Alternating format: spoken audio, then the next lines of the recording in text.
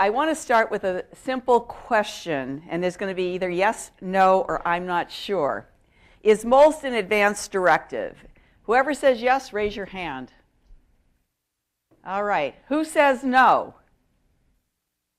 Who says I'm not sure? The correct answer is no. MOLST is not an advance directive. It is a set of medical orders. And that's important because as we all can work together, this is more than a pink form. It's a process, it's a set of medical orders, and it has to be done within scope of practice.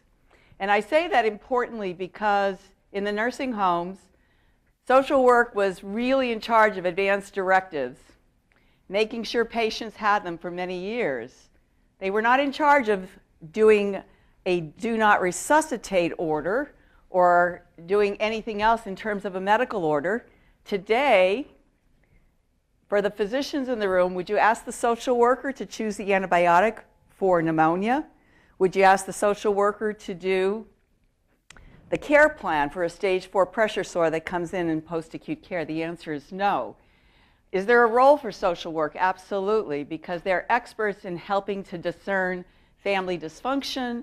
They are trained in conflict resolution. They are an essential member of the team, but they are not the people that are to be doing medical orders. Does that make sense? All right. We're going to talk about who MOLST is appropriate for. There's 5 different ones, and we're going to go one after the other. Is it appropriate for people who might die in the next year? If you say yes, raise your hand. Okay, I don't see some hands going up. The answer is yes. It is for people who might die in the next year. Is it for people who want to be able to ensure that they receive and or do not receive any or all life-sustaining treatment in the future? Is that a correct answer? Raise your hand. No. It is not about the future. It is about right here, right now. It's not an advance directive on steroids. That's why there's a page 3 and 4 to review and renew. If you give antibiotics for a urinary tract infection and your symptoms aren't better and the culture comes back and the antibiotics aren't going to work, you don't say, we got to continue this. Medical orders are dynamic. And so it's based on goals, and we'll get to that in a bit. Is it for people with 1 or more advanced chronic conditions or a serious new illness with a poor prognosis? Yes, raise your hand. Hi, and all right, that's correct. How about for all patients 65 years of age and older?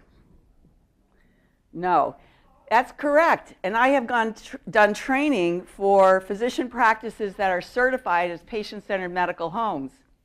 That intensive training, and I've had young physicians come afterwards and say, I didn't really understand this program.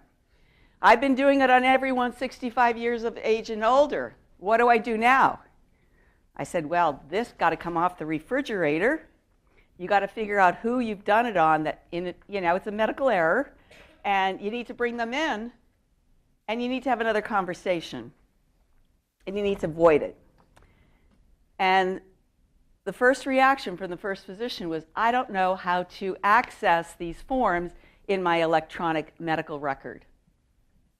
So there's a lot more than just filling out a piece of paper. What about for patients with frailty, progressive weight loss, 2 or more unplanned admissions in the last 12 months, inadequate social supports, or needing more help at home? Is that correct? Raise your hand.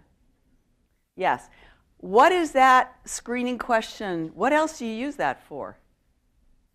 On projects. Anybody working on reducing readmissions?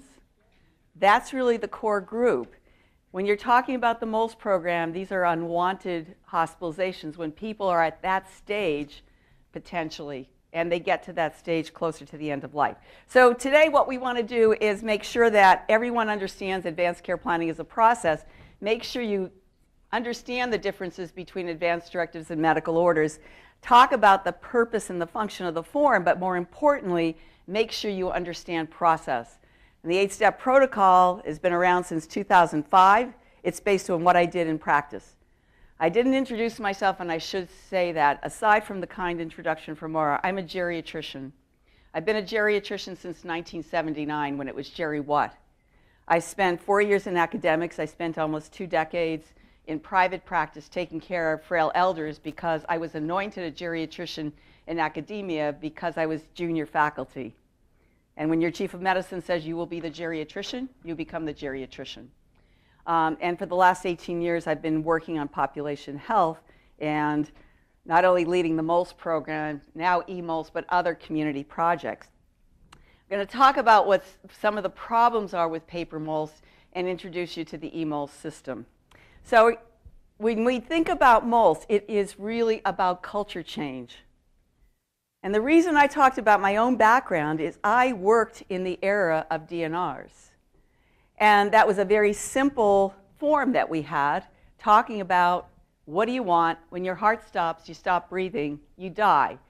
Do you want an attempt at resuscitation, or do you want to allow natural death? We didn't use that terminology there, but that's really what we were talking about. Today, we are talking about much more. We're talking about thoughtful conversations. We're talking about putting the person in the center of that discussion and understanding what matters most to them, but importantly, making sure that they understand where they are on their disease trajectory. How close are they to the end of life? Because if they think they have 20 years to live and you think they are hospice eligible, they are not ready to start talking about medical orders. Because of course, if you think you have 20 years to live, why would you even think about this? That's why screening questions are important. And I started in my professional career in the era of paternalism. And when I say that, it was doctor knows best. And we shifted over the years to autonomy and asking patients to make decisions. Today, the model is shared decision making. So this is not about saying, if your heart stops, would you like us to start it? If you stop breathing, do you want us to put you on a ventilator? If you think about the medical complexity today, we would have to send everyone to medical school if we really thought we could ask them, what do you want? So shared decision making is making sure that we talk through the framework for making decisions ethically. Will treatment make a difference? What are the benefits? What are the burdens? How is it going to help? How is it going to hurt? Is there hope of getting better? Is there hope of recovery? And importantly, what is life going to be like afterwards? Because importantly, the fourth question is, what does the person value? So that's why it's important to understand a person's values, their beliefs, the goals for their care. And guess what? It changes over time. That's why this is not a one and done discussion. And that's why there's a page 3 and 4 to the MOLST. And that's why reviewing and renewing is so important. And once it's done, it's not done, because you need a palliative care plan. If someone has COPD and they say, I don't want to ever be on the ventilator, I've been back and forth, I've met my goals, they need a care plan. How are they going to treat their shortness of breath? Aside from oxygen at home, are you going to be able to get the morphine during this day and age of the opioid crisis? If someone says they don't want to go to the hospital anymore, what is the 24/7 plan to be able to make sure that you can honor what that person wants? And that's easier said than done. So why is this important to think about? Is because we are ~1 in the country in terms of deaths in hospital. ~1 means we have a lot of room for improvement. And if you look at national surveys, 80 to 90% of Americans say, I'd rather die at home. That's easier said than done, and there's a lot that goes into the care planning, both from a nursing perspective as well as social work, trying to arrange that care plan. These are the common ways of dying, and importantly, think through this one. This is function over time. This is the cancer model. People with cancer tend to do very well, then they seem to fall off the cliff. Suddenly, they're at end of life, but they're functionally very good. That's how the hospice Medicare benefit was developed many years ago. And during that time period, everyone pretty much on hospice had cancer. This is basically the group of people for whom you're working on reducing readmissions. People who have end-stage heart disease, lung disease, kidney disease, they come in the hospital and their functional status is never the same. They come out, they go to post-acute rehab. If they're not you know, if they're not really managed very well, they're not going to get better. They'll come back in, and before you know it, it seems like suddenly they're dying. But in point of fact, if you look at the medical evidence, and this is end-stage heart disease, and the ejection fraction is 25%, 20%, 5%, it's barely moving on an echo, it wouldn't surprise me, and I suspect it wouldn't surprise you if they die in the next year. They may get very good chronic disease management and not die. But if they're 85 and they have a lot of other illnesses, it wouldn't surprise me if they die in the next year, particularly with that projection. And then this is mostly frailty and dementia. It's a long course. And I suspect many of you are like the patients I took care of who had smoked and had diabetes and high blood pressure, and they had heart disease, lung disease, their kidneys were failing, they had some mild cognitive impairment, they were getting frail, and then suddenly they had cancer. So those are the kind of patients where we need to begin to have conversations, but you want to be able to start it earlier. The current realities is most of us, and that includes me, will likely not have the ability to make decisions if we're seriously ill and we show up in the emergency room about 90% of the time. Including me, none of us are guaranteed to see the same physician and the same care team in every care setting as we move across care transitions. I'm a dinosaur. I took care of patients in the hospital, in the ICU, in my office, at patients' homes. We didn't have assisted living early on. It was called health-related. I didn't have to worry about care transitions. I was the care transition. And that's why it's so important to think of this as a whole program and process. And finally, it's the advanced care planning, not waiting till people are eligible for MOLST, that is so important. The other important piece to think about is diversity, and that's why I have this slide. Diversity of our population. When I'm out in Queens and we have 140 different populations, it's not only the populations that we serve, it's also the healthcare professionals as well as the bedside professionals. And there's only one way we know what the individual wants, and that's to ask the patient. If we truly believe in person-centered care, we have to ask the patient. Otherwise, it's provider-centered care. Where does this fit into palliative care? Palliative care team, including Mara, invited me to come here to all of you who are participating in the DISRIP. People have a difficult time understanding it. I do a lot of community presentations. It's end-of-life care, it's hospice care, it's comfort care. I don't know really what kind of care it is. The reason I asked about all of who is in the room, because it's interdisciplinary care. It's all of us working within our training, within our scope of practice, to deliver care that focuses on improving quality of life as defined by the patient and reducing suffering. I think in terms of three key pillars, and frankly, consumers understand that. Advanced care planning is a key component. Pain and symptom management is the second. Caregiver education and support. And the biopsychosocial and the spiritual and the existential all overlie each of those pillars. It's also the kind of care, that interdisciplinary care, that provides an extra layer of support, not only for the patient, but for the family. So when we think of person-centered care, it's family-oriented. Many of you have read the palliative care literature, and I don't like use of the term curative treatment. I have never cured anyone with dementia, with myasthenia, with end-stage heart disease, end-stage chronic lung disease, but I medically managed their illness. And I did palliative care in my practice before we called it that. And so if you think of it in those three pillars, and you think and you believe it starts at the time of diagnosis, and you medically manage, you integrate that in to your care plan. That is best care. So as you think about what are you going to do tomorrow, think about how do I improve wherever I am some of these elements. This hashed line is the surprise question. Would it surprise you if this person dies in the next year? You've seen enough sick people that it doesn't have to be predicting the date and the time. No one knows. But they are sick enough, potentially they might die. Linearly, would it surprise you if this person dies in the next 6 months? Then the person is hospice eligible, and there's a lot of criteria that are set up here. But as you go across here, you'll see it if you do basic math. What is it that people need more of? It's a timeout.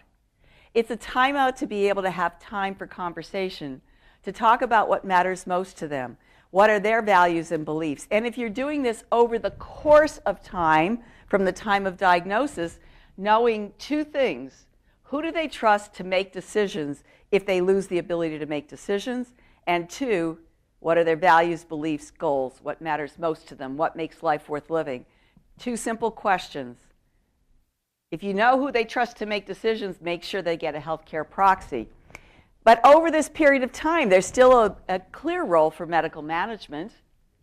So it really is that transition period. And when you look at goals for care, and if you think of that cohort of people appropriate for MOLST, the sickest in the population, the geriatric literature, and it really is affirmed by my own personal experience from talking to people one-on-one, if I were to say, it wouldn't surprise me if something bad happens. There's not anyone that's told me I'm ready to die. Maybe some of my very older, because I took care of patients, my oldest patient was over 100, who would say, yeah, I've lived a good life. But for the most part, people have unfinished business. So they're focusing on longevity. Either unfinished business that they need to speak to their spiritual advisor, they need to heal relationships, they want to see a grandson's graduation. But after that, those goals are met, then they tend to move to functionality. How many have heard the phrase, I don't want to be a burden on my family. I don't want to end up in the nursing home. I want to age in place at home. It's all about functionality. Then over time, it's about comfort. And so as you think of those goals and the personal values and beliefs, that's how these medical orders can change. The important thing here is, these are some quotes from the IOM report, Dying in America. I was privileged to be on that committee that produced Dying in America.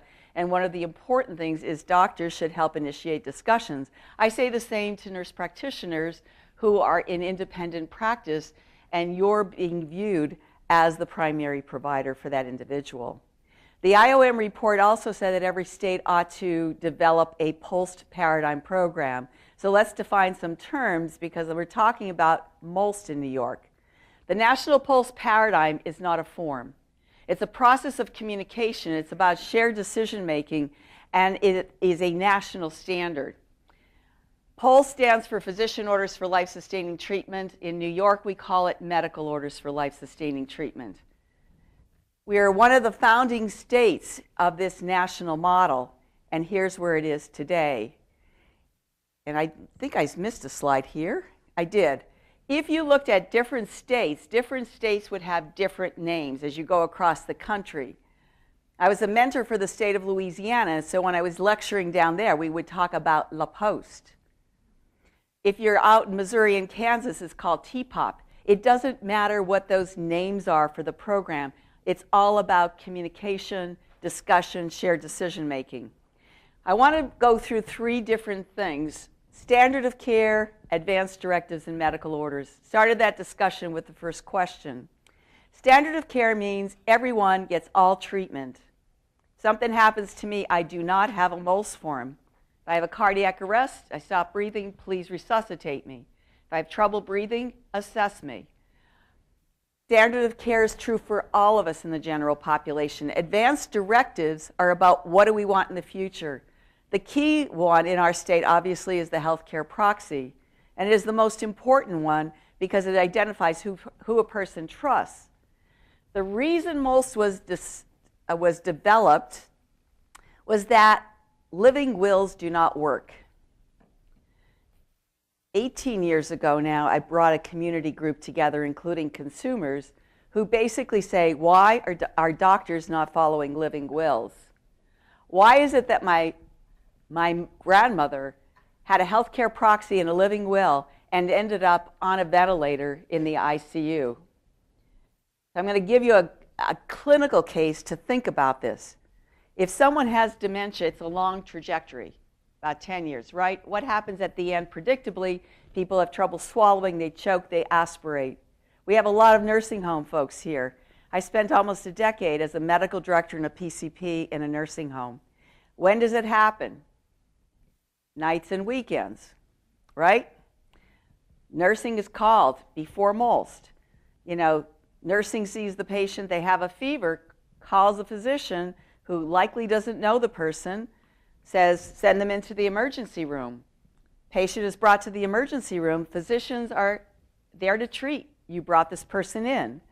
They're evaluated. They have a high white count, a fever, a chest x-ray. They have an aspiration pneumonia. They're admitted to the hospital. They're treated with IV fluids, antibiotics. They don't get better. They're in the ICU.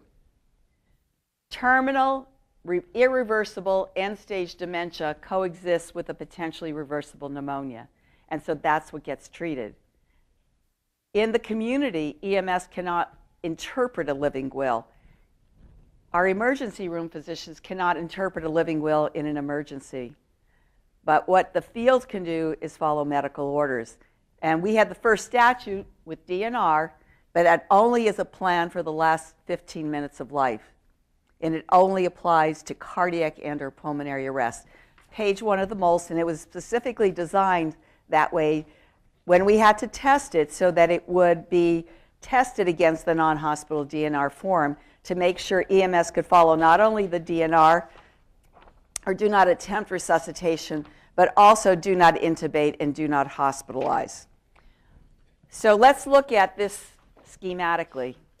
This is pretty basic, but I think hopefully you'll understand the differences at the end. Standard care, chest pain, ambulance is called, everyone gets full treatment, doc has to look through, assess, talk to the major medical decision maker, either the agent or the surrogate. If the person doesn't have capacity, full treatment continues unless there is a progression of the disease and a desire to withdraw life-sustaining treatment. With MOLST, if there is an acute event, EMS is called. EMS assesses in the home, in assisted living, in your nursing home. In the community, either in assisted living or in the patient's home, they will look at the refrigerator, which is the standard place they will look for the MOLST, to say what does the patient want to receive, what do they want to avoid. If the patient says, I don't want to go to the hospital, they will look at the palliative care plan and try their best to be able to do that. And if paramedicine comes into play, they will definitely treat in place, and many of the other elements on the MOLST form will be pertinent. They may find that they cannot treat that person in place, at home or in assisted living. The palliative care plan is exceeded, they need to transport them. It can also be that the person did want to go to the hospital, but there will be guidance then provided to what to do in terms of transport, in terms of intubation, non-invasive ventilation, as well as whether they have desires for other treatments once they get into the emergency room. Where again, I said most of the patients don't have the ability to say, this is what I want right now.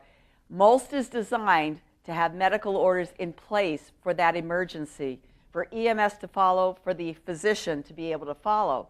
Person may still want to have, chronic disease management, may still want to have a trial of intubation, or they may want palliation that could not be managed here in the home setting.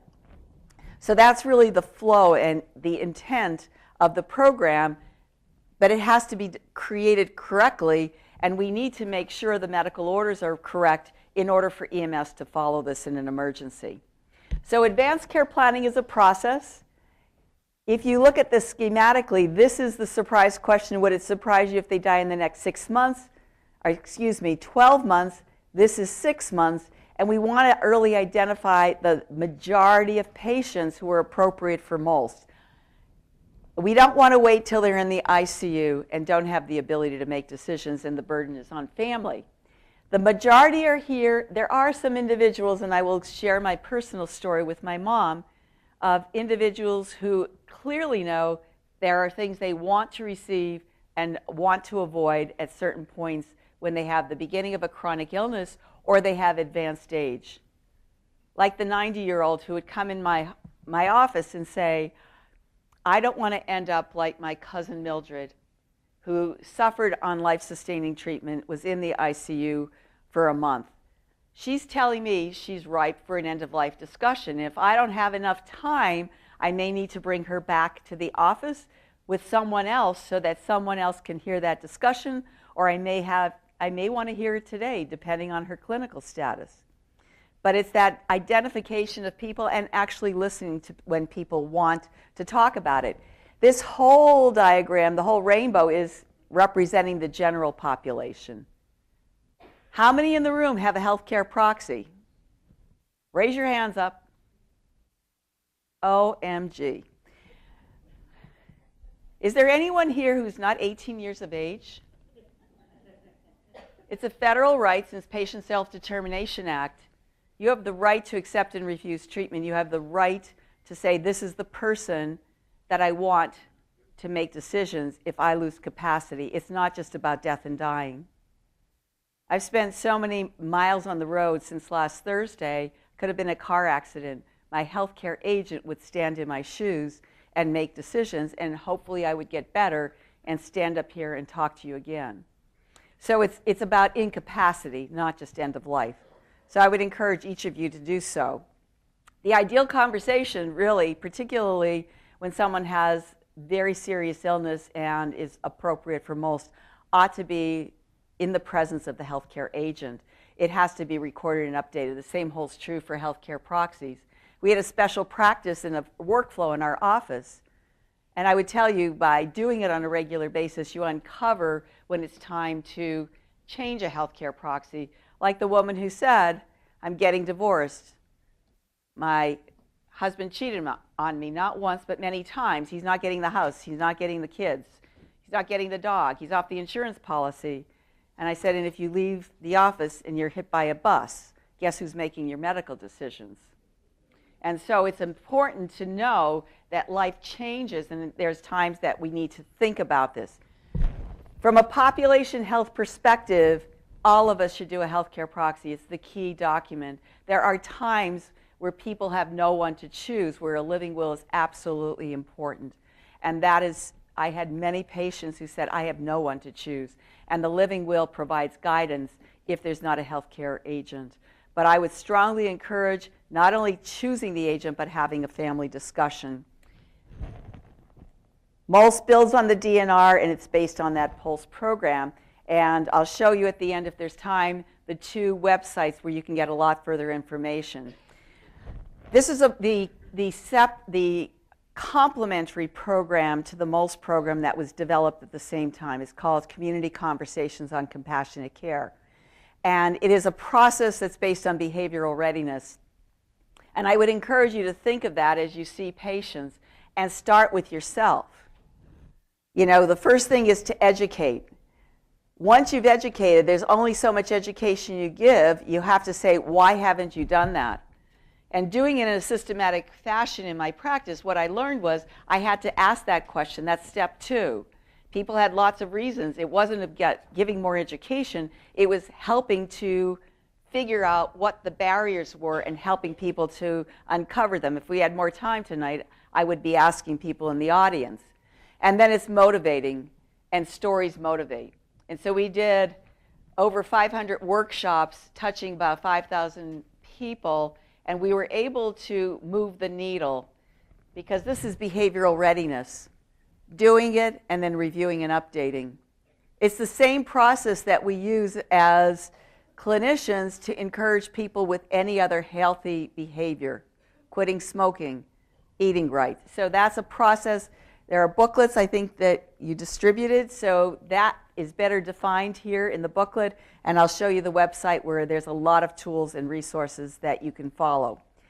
The most important thing as it relates to MOLST, and it's in the booklet, is picking the right person.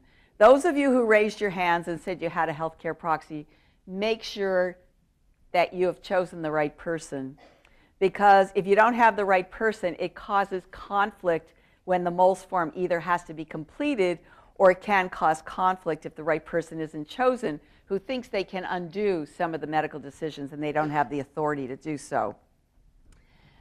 This slide basically tries to help you to understand the differences between advanced directives and medical orders. Does anyone recognize this young woman?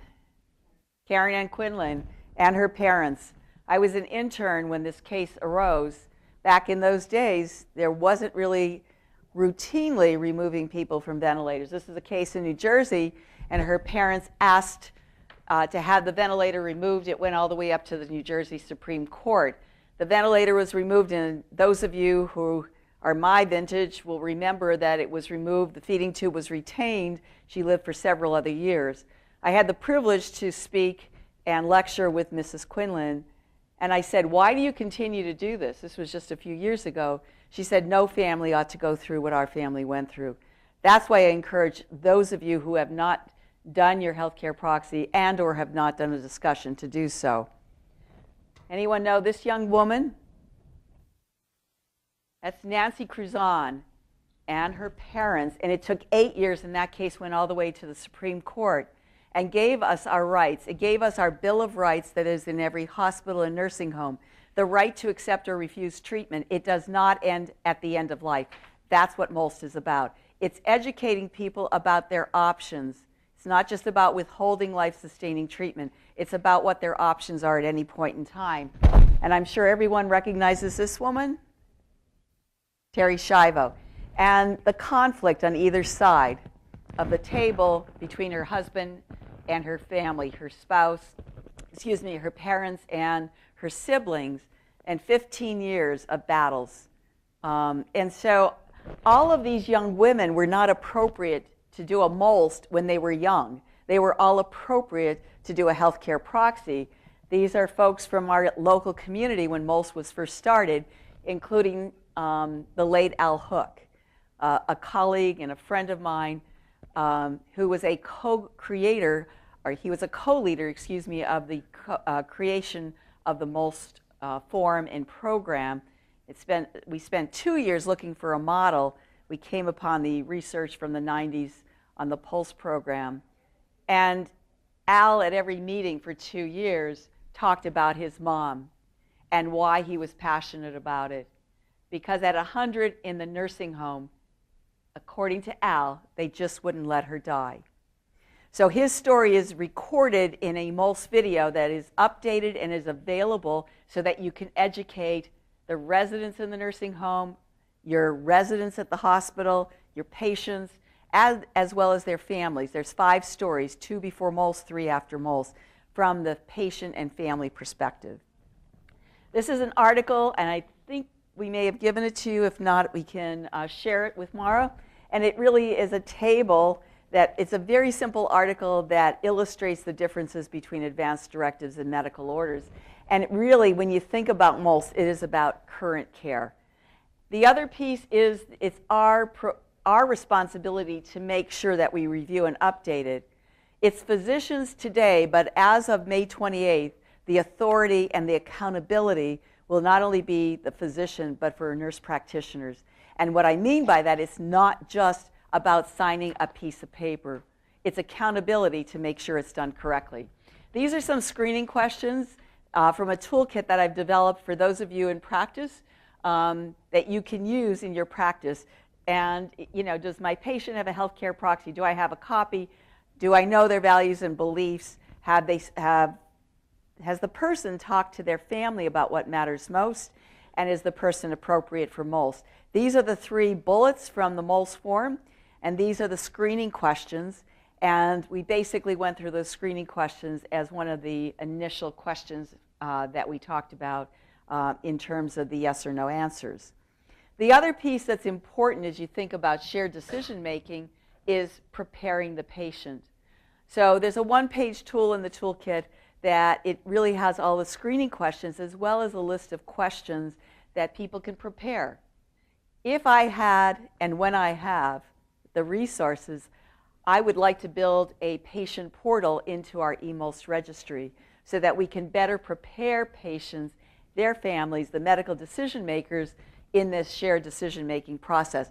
But these are a list of questions that you can give to folks that you identify and say, we want you to come back. I don't have time today, but you need to bring your family member in. You need to bring your healthcare agent in. So why did we create MOLST? And what is the difference from the non-hospital DNR? I said this before, I'll say it again. The DNR form is just about what happens when you have a cardiac or pulmonary arrest, a plan for the last 15 minutes of life. MOLST is really a plan for the last year of life, and it can change over that year. That's why there's page 3 and 4. This form was tested for 3 years to ensure that EMS could follow this form, not only to follow DNR, because statute in our state had to be changed. They could only follow DNR. They could also follow DNI in the community. And they now follow do not hospitalize and all of the other orders. But because of statute, we needed to get legislation to test it. Why? Because the Department of Health said, and the law said, this is a simple form. MOLST is complex. Can they really follow it? And they were able to do so. So creating it to make sure EMS can follow it, there's a standardized process. It is the only tested form. It's the only form that's been approved by the Commissioner of Health. It is the only form that EMS can follow, do not resuscitate and do not intubate in the community. And community is anything other than hospital or nursing home. You cannot take the form, the simple form on the right, and write DNR, DNI, and expect them to follow it, because it's just that simple form. And the only reason it's still legal is that people are still using it, and someday it won't be here, because it really does not really give people all of their rights and all of what they're able to do. So what does training entail?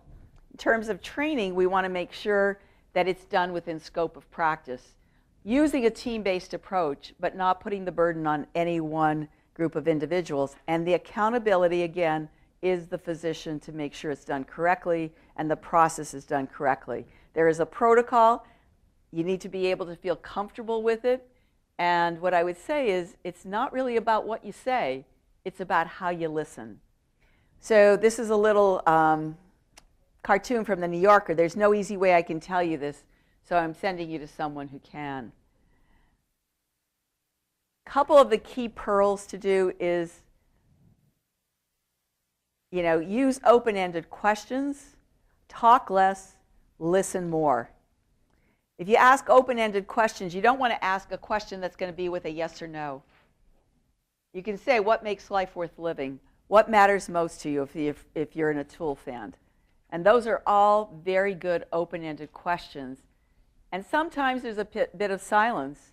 And so what you want to be able to do is make sure that you give people that point of silence. And as you listen to them, you want to be able to reflect on what they're saying, paraphrase. Let me make sure I understand exactly what I heard you say. Correct me if I'm wrong. And then if there is any issue to resolve conflicts, having the healthcare agent and other family members, particularly when MOLST is discussed, is really helpful. Everyone in the family needs to be aware of what mom, dad, grandmother, whoever is appropriate for MOLST has decided. This is the protocol, and I want to make sure that you think through this. It's only step 7 when you actually use the form and complete the form. The first step is really preparing for a discussion. Before you sit down with someone, you need to be sure you understand, is this person appropriate? What is their health status? What is their prognosis? Do they have the ability to make decisions? Do they have capacity? Do they have advanced directives? That's where gathering all that information, whether it's in the hospital, the nursing home, the doc's office, is an important first step. When you sit down to have that conversation, everyone talks about goals today. But the first thing is making sure people understand what their health status and prognosis is. They may have been told by someone else. They may not have understood. They may have heard it with a lot of doctor talk and not really understood it at their level. But if someone thinks they have 20 years to live and they have 6 months to live, it's not time to pull out a pink form. It's time to make sure they understand their health status and prognosis, and that the family also understands it. If I think I have 20 years to live, I'm not ready to think about this, right? And there are a lot of families that are medical decision makers that say, we don't want to talk about this now, sometimes the patients. There are many patients that I've sat down to have an end-of-life discussion with who didn't want to talk about it, or they didn't want to die. And what I learned was it's not that they don't want to die, it's not like they're death-defying, is they have a lot of unfinished business. It may be that they are the sole support for a grandchild who has opioid use disorder, and what will happen to that grandchild if they're no longer here. It may be that they want to achieve something yet in their life. They may not have spoken to a son or a daughter in 30 years. That's where the team really gets to be able to work together to walk through this process before you get to the form. Goals, hopes, expectations, and then making sure they're realistic. Having people have the opportunity to close out their life is really important. And if people think they have more time than they do, it's really an honest conversation with compassion. And what I say is really the ultimate in professionalism.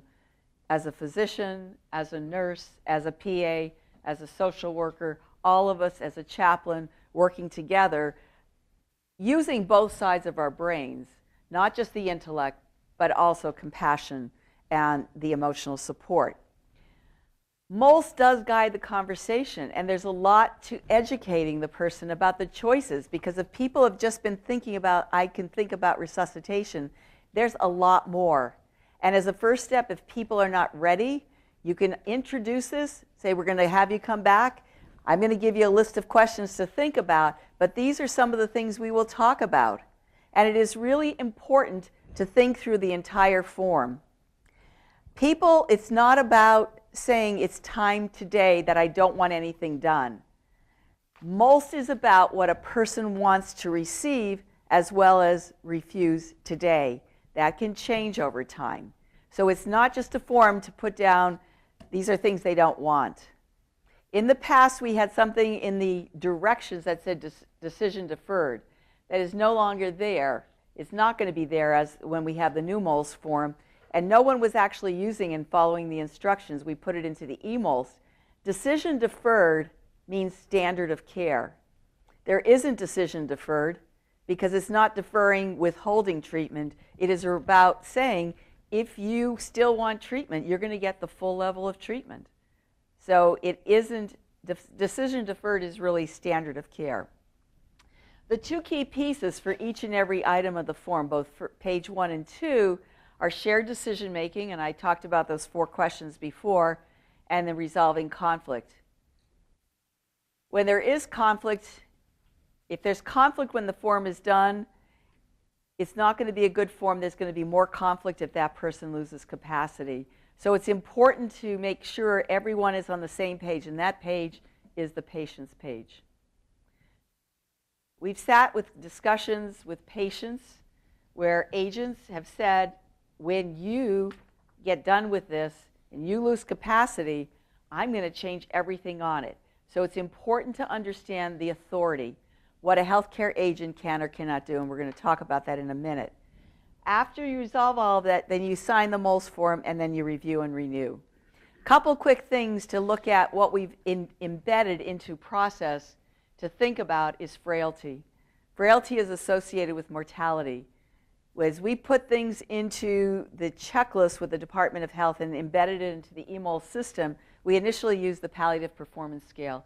It was not helpful, and it did not meet the needs, particularly in the community and in long-term care. The clinical frailty scale has been tested and validated in Canada, and we've used the images and the brief descriptions. In terms of prognosis, we're not very good at it.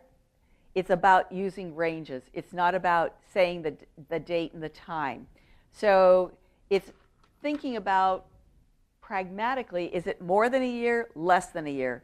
If it's between less than a year and less than 6 months, it's MOLST eligible, but it's not yet hospice eligible. Is it days to weeks, weeks to months? So if you think about it, you can give people some guesstimate. It's not perfect. Capacity is another important thing. How many people in this room feel they're comfortable assessing capacity? Okay, what do you use? What kind of tools do you use? You're talking about basically elements of the mini mental status exam, and that is really not the way to determine capacity, because capacity is task specific. And capacity is, when you assess it, is the ability to take in information, to process that information, and then to be able to make a decision. there's a different capacity to say, there are my 3 children, I'm going to give them each $100 for the next holiday, versus the capacity to manage a stock portfolio. So it's task specific.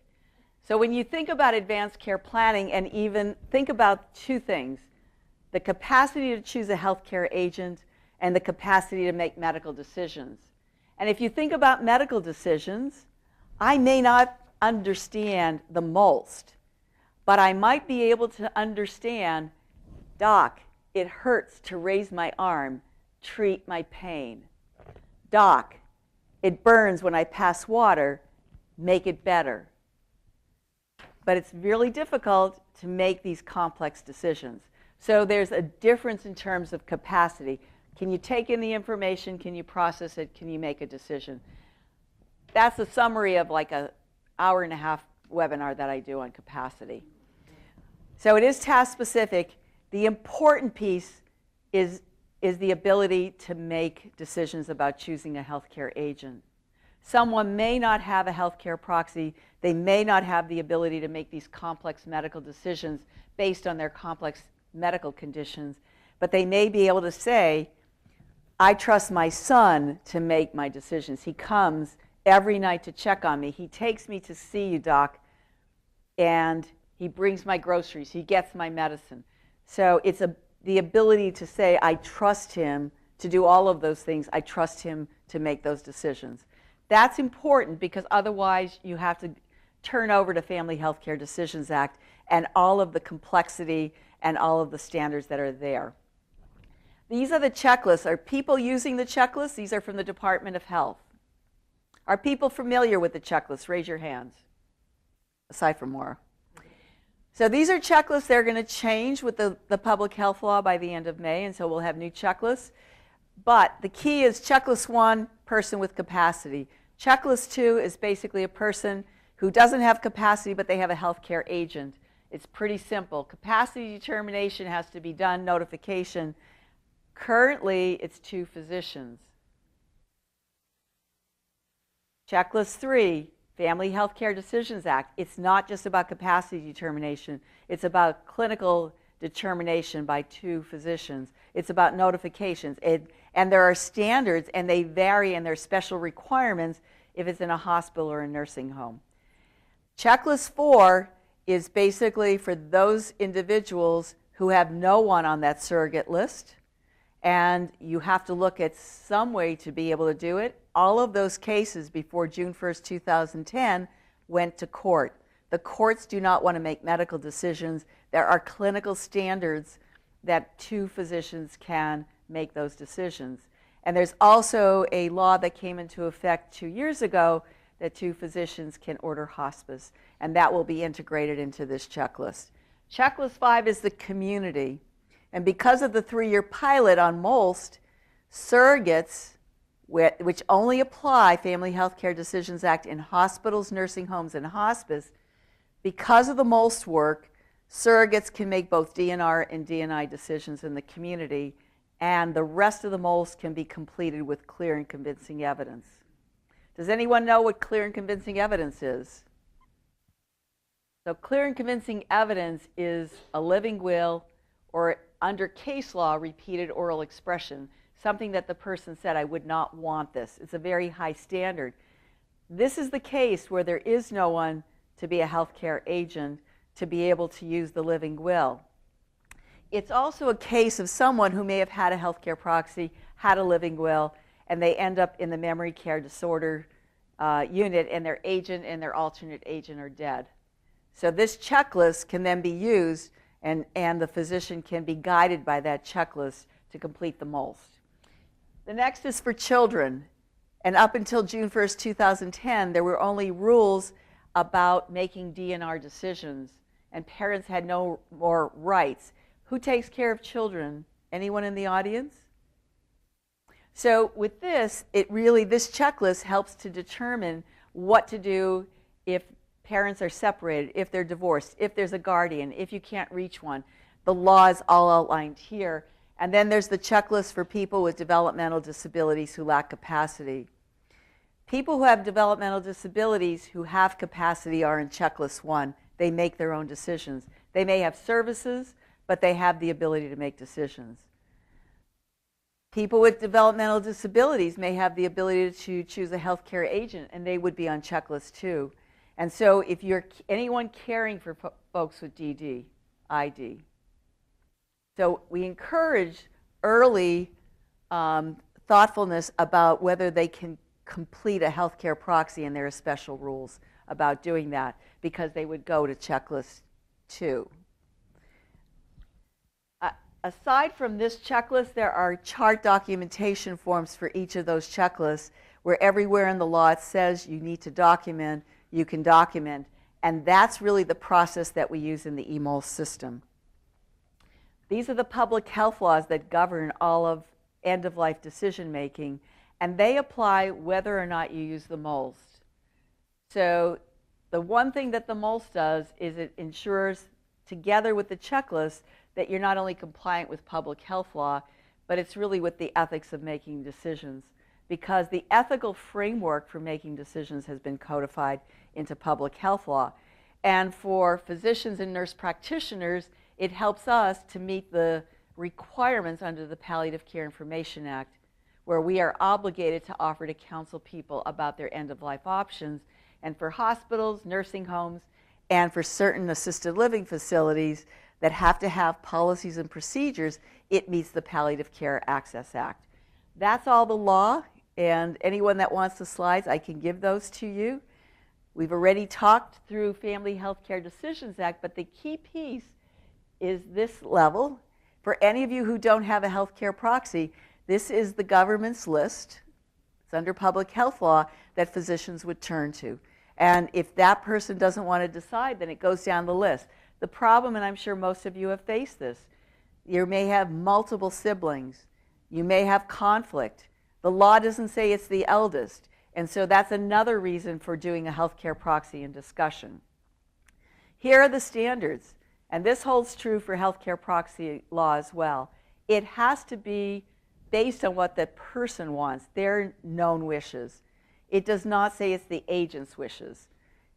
It also, if there's no known wishes, it has to be in the best interest. And so there is a lot of patient protection built into the law and a lot of complexity. And that's why we've really tried to streamline that into the MOLST system to make it easier for the providers. These are the standards that need to be met. And all of this is not surrogate-centered, it's all patient-centered. There's a whole list of laws that apply to the DD population as well. The Task Force for Life in the Law has looked at combining those. There's a report out there. I don't know if it will take 18 years to combine those. It took as long as 18 years to get Family Healthcare Decisions Act passed. But we're hopeful that that will move in some direction in my lifetime. This is the list of surrogates for those who care for the persons with DD. We've already talked about this. I'm going to repeat this one again because this is the key, and I would suggest that you think about this not only for MOLST, but think about this for any shared decision making that you're doing in your practice, starting upstream. Will this blood test make a difference? Will this x-ray make a difference? Will the chemo make a difference? What are the burdens and benefits? How will it help? How will it hurt? Is there hope of getting better? What will life be like afterwards, and what does the person value? The MOLST form will be changing to comply with public health law, so it will include nurse practitioners. Since June 1st, 2010, I've had a lot of feedback on the form in terms of how we can improve it. If there's anyone in the audience, my email address will be here. I will give you my cards. I will be meeting with the health department next week. I have taken all the feedback from clinicians from across the state over all these years to make it better. One area that particularly I know that we will need to do is there seems to be confusion on intubation and mechanical ventilation. It says check one or both, people don't read. And so if someone says, I just want non-invasive, a trial of non-invasive ventilation, and if it does not work, do not intubate me. And so there's a DNI and a non-invasive, and it makes it hard to interpret. So that section definitely will be changed. So rather than going through it, I would basically say, send any feedback to me. I'll give you my card after the talk. But these are all the elements that are covered. Is a question? Comment? Why you cannot incorporate the MOLST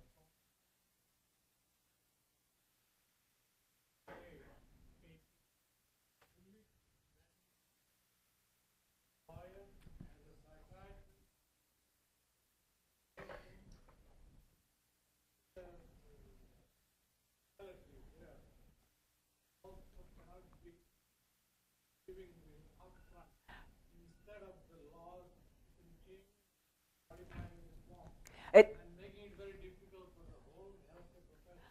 So it's not designed for people who are 18. It is not an advance directive. It's a set of medical orders. That's why I spent more time on that. If a person is 18 and has serious illness, they are appropriate. They are babies born dying for whom MOLST has been used. At Albany Medical Center many years ago, the very first person that had a MOLST form out of Albany Medical Center before it became a DOH form in 2008 was an infant whose mother wanted to take the child home who was dying. So it is not designed to be an advance directive. It is designed to be medical orders. It is not to be completed with an attorney.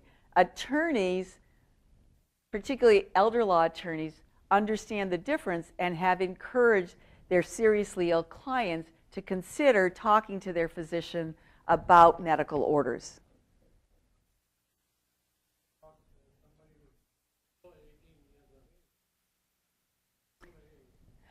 Someone who is 18, because it is not intended for what you want in the future, it's intended for today so that EMS can follow it today.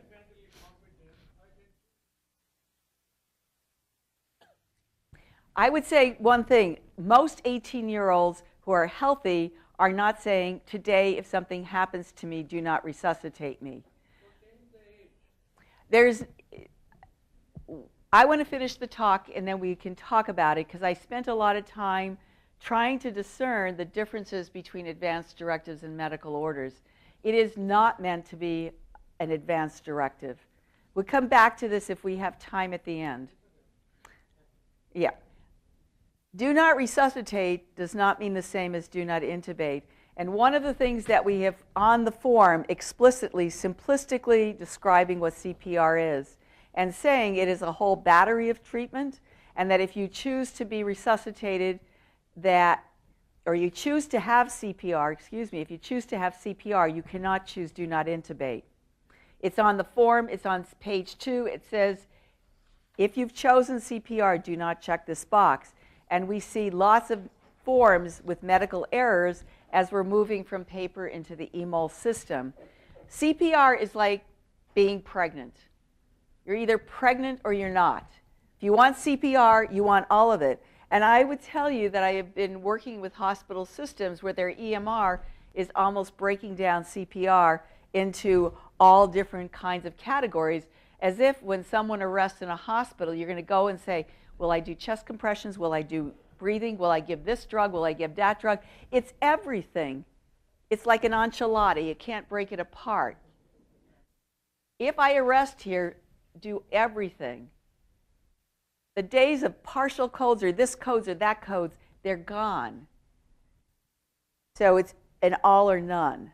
So you want to avoid those errors. There are many people that basically say that, and that's because they didn't understand what CPR is. And they also think that DNR means do not treat. And that has been clear in the literature. It's coming out more and more that people are afraid to make those decisions because they think they won't get good care. That's not what MOLST is about. In terms of DNR, the other piece is that for those that are appropriate, DNR was not designed to stop death. I've told you the categories for whom it's appropriate. It works less than 1% of the time. And if it works, the patient will be intubated. And when there are medical errors, and I have been called too often, when a person in the nursing home who has filled this out, and it's been signed by a board-certified geriatrician and palliative care doc, where it says CPR, do not intubate, and they arrest in the nursing home, and I'm called to say, what am I going to do now? I said, I'll stay on the line, because let's think of this. It's unlikely this person will survive. I will stay with you through that. And then you're going to talk to the family, and we're going to talk about how to complete this correctly. There are too many incompatible orders, and that's one of the things that we've done in the MOLST system to simplify it for physicians to make sure they can follow the law, but also we've coded it so there are no incompatible orders. Survival rates on TV are 66%. So that's why many times people will say, sure, dumb doctor, of course I want CPR. It works on TV. That's where I get my medical education.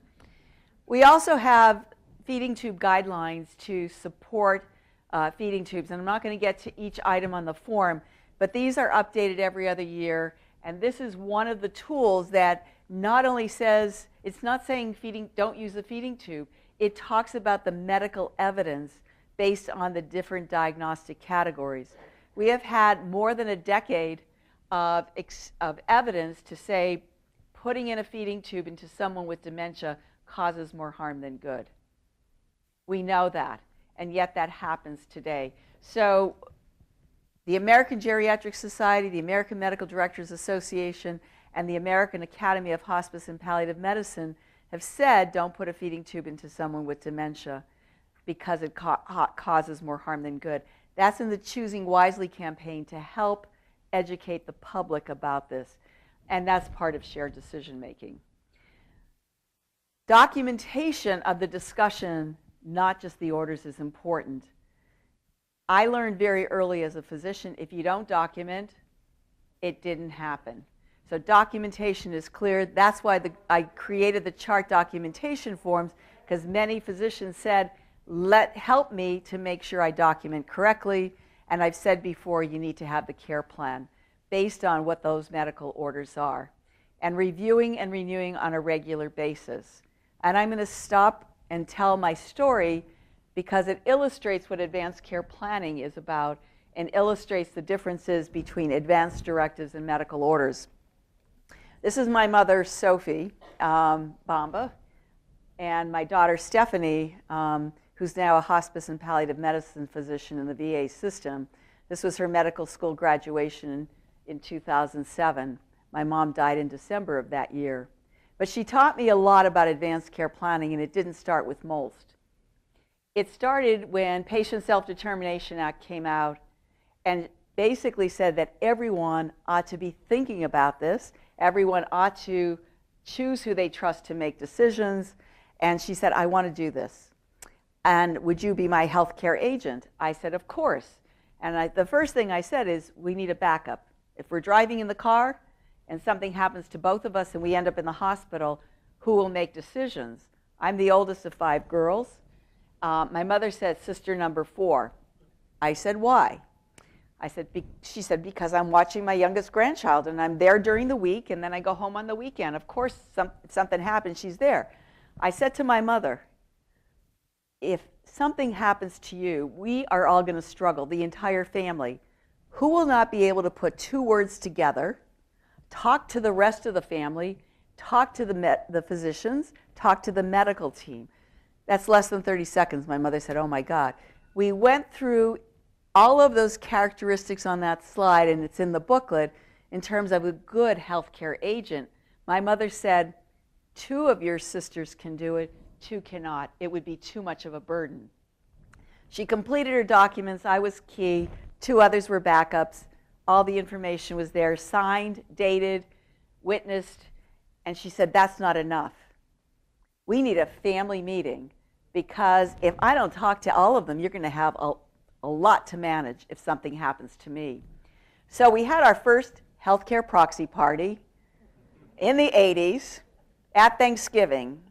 So if you have nowhere to go at Thanksgiving, no pumpkin pie till you tell me how you want to die. I have a t-shirt and I forgot to bring it today. So my mother was wise. She didn't talk about interventions. She started talking about what mattered most to her. And it was true even through her end of life. It was family. And by that point in her life, it was not the kids, it was the grandkids. And she wanted to be functional. She wanted more time. She wanted to enjoy her family. And she talked about who she chose as the agent. And she wisely said to my two sisters, I didn't pick you, because this is a huge job. And I love you. I didn't want to burden you. Every year at Thanksgiving, we do this, and every generation continues to do this. All of my siblings and their families have healthcare proxies. And 15 months, well, probably 2 years before my mother died, she started having trouble with remembering things, repeating things. She still had capacity to make MOLST decisions, but she was being repetitious, and I brought her up to live with us. And with structure, she was fine. She had her first visit with a new physician, my former partner, who basically understood what MOLST was about. And my mother came in as an educated consumer, and at the end of her visit, with all her medical problems, said, I want to introduce you to this. My mom was 81 at the time. And she said, I just want to talk to you and introduce this and tell you what this means. She said, boy, I know all about it. I'm ready to talk about it today. And she said, what matters most? And she said, certainly not being in Rochester, New York, because none of my grandkids are here. What matters to me right now is my ability to travel and be a babci, Polish for grandmother, as long as I can. I want that time. I want it to be good time.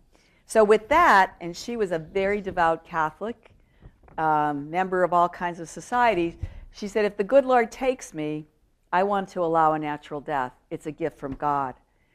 It doesn't mean I wouldn't go to the hospital, get evaluated. I'd want to be treated for pneumonia. But frankly, I want all the ordinary measures. If I'm not getting better, don't put me on a machine. Do not intubate. Full treatment for everything else. It came to feeding tubes. And she wisely said, I've seen my friends die, and it hasn't mattered what caused it.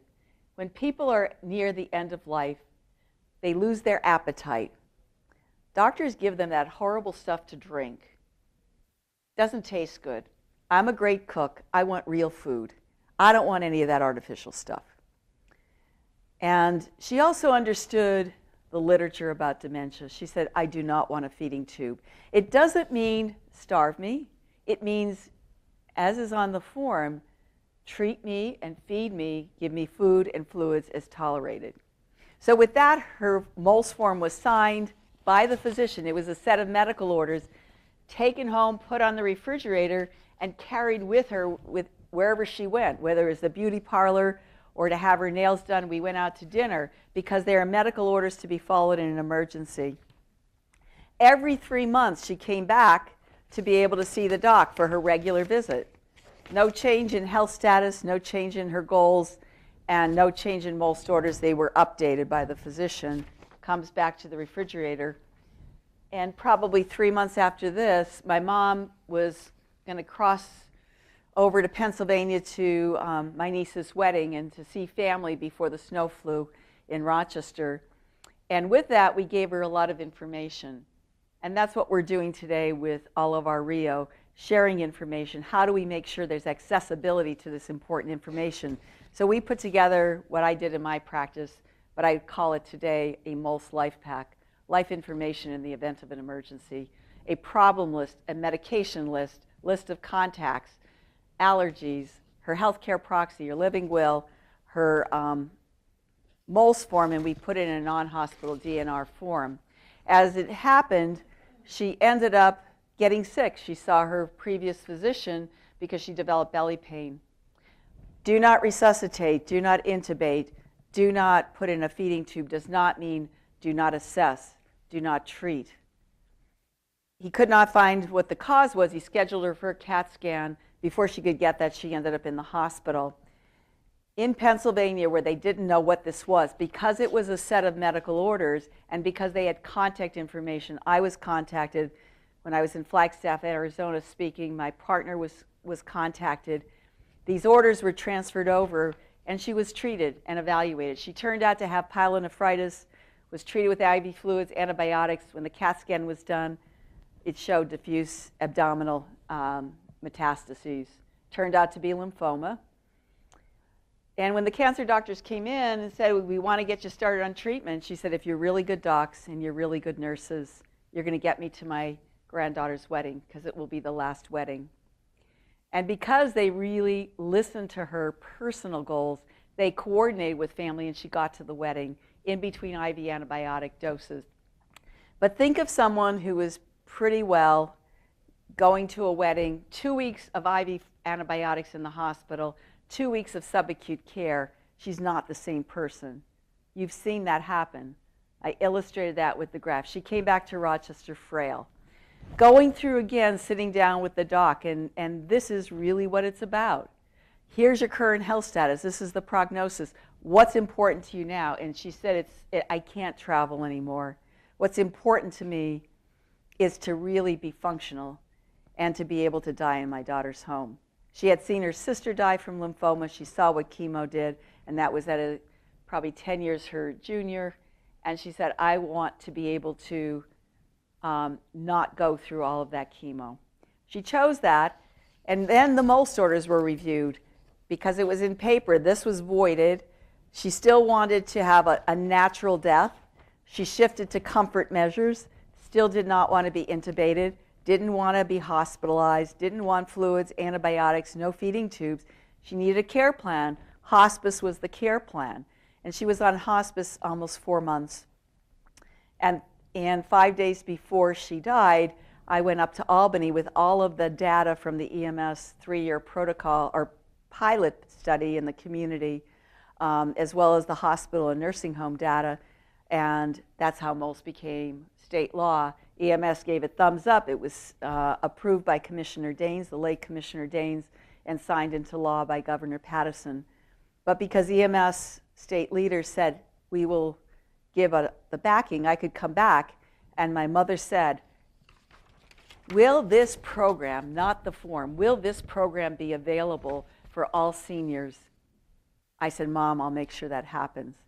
That was my mother's last goal for care. She went into her room that night and never came out. And so I can tell you personally, not as Dr. MOLST, but as a daughter losing her mom, how valuable this is and how different it is from an advanced directive.